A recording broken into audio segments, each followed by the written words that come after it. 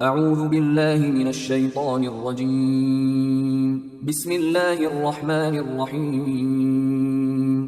سورہ صف آیات نمبر 1 تا 9 میں اہل ایمان کو تنبیہ کہ عمومی طور سے تمہارے قول اور فعل میں تضاد نہیں ہونا چاہیے، بالخصوص تم نے جہاد میں ثابت قدم رہنے کا جو عہد کیا تھا، تم میں سے بعض لوگ اس پر قائم نہ رہ سکے۔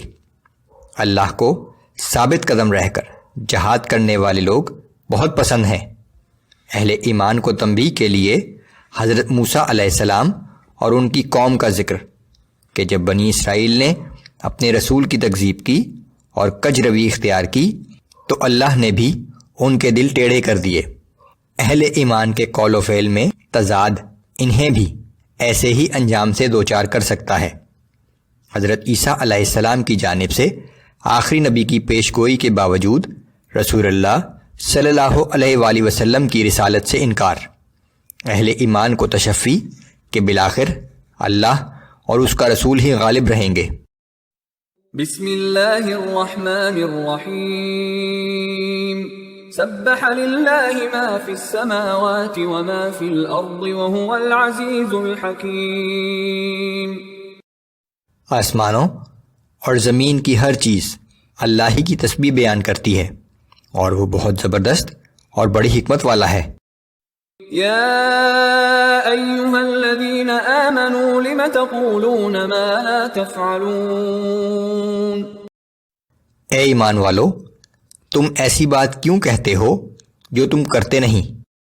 کبر مقتا عند اللہ ان تقولوا ما لا تفعلون۔ اللہ کے نزدیک یہ سخت ناپسندیدہ حرکت ہے کہ تم ایسی بات کہو جو خود نہیں کرتے۔ ان اللہ يحب الذین یقاتلون فی سبیلہ صفا کأنہم بنیان مرصوص۔ بے شک اللہ ان لوگوں کو پسند کرتا ہے جو اس کی راہ میں اس طرح صف بستہ ہو کر لڑتے ہیں گویا ایک سیسا پلائی ہوئی دیوار ہیں۔ وَإِذْ قَالَ مُوسَى لِقَوْمِهِ يَا قَوْمِ لِمَ تُؤْذُونَنِي وَقَدْ تَعْلَمُونَ أَنِّي رَسُولُ اللَّهِ إِلَيْكُمْ۔ اور اے پیغمبر صلی اللہ علیہ وآلہ وسلم، وہ وقت قابل ذکر ہے جب موسیٰ نے اپنی قوم سے کہا تھا کہ اے میری قوم کے لوگو، تم مجھے کیوں ایذا پہنچاتے ہو، حالانکہ تم جانتے ہو کہ میں تمہاری طرف اللہ کا بھیجا ہوا رسول ہوں۔ فَلَمَّا زَاغُوا أَزَاغَ اللَّهُ قُلُوبَهُمْ وَاللَّهُ لَا يَهْدِي الْقَوْمَ الْفَاسِقِينَ۔ پھر جب ان لوگوں نے کج روی اختیار کی تو اللہ نے بھی ان کے دل ٹیڑھے کر دیے، اور اللہ ایسے نافرمان لوگوں کی رہنمائی نہیں کیا کرتا۔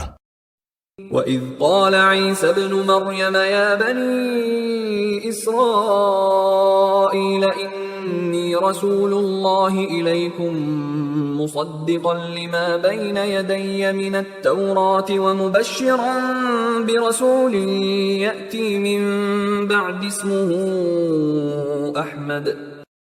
اور اے پیغمبر صلی اللہ علیہ وآلہ وسلم، وہ وقت بھی قابل ذکر ہے جب عیسیٰ ابن مریم نے کہا تھا کہ اے بنی اسرائیل، میں تمہاری طرف اللہ کا بھیجا ہوا رسول ہوں اور اس تورات کی تصدیق کرنے والا ہوں جو مجھ سے پہلے نازل ہو چکی ہے، اور تمہیں ایک رسول کی بشارت دیتا ہوں جو میرے بعد آئے گا اور جس کا نام احمد ہوگا۔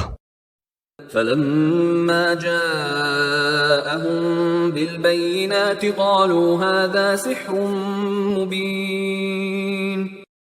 پھر جب وہ رسول جس کی بشارت دی گئی تھی بنی اسرائیل کے پاس کھلی اور واضح نشانیاں لے کر آیا تو وہ کہنے لگے کہ یہ تو صریح جادو ہے۔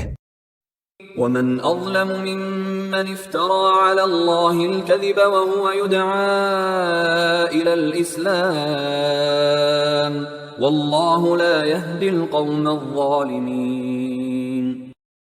اب بھلا اس شخص سے بڑا ظالم اور کون ہو سکتا ہے جو اللہ پر جھوٹا بہتان باندھے حالانکہ اسے اسلام کی دعوت دی جا رہی ہو، اور اللہ ایسے ظالموں کو ہدایت نہیں دیتا۔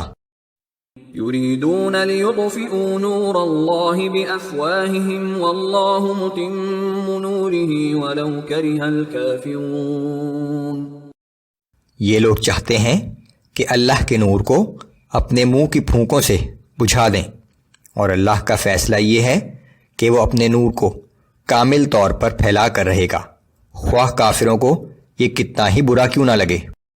هو الذي أرسل رسوله بالهدى ودين الحق ليظهره على الدين كله ولو كره المشركون۔ وہ اللہ ہی ہے جس نے اپنے رسول کو ہدایت اور دین حق دے کر بھیجا ہے تاکہ اس دین کو تمام دینوں پر غالب کر دے، خواہ مشرکین کو برا ہی کیوں نہ لگے۔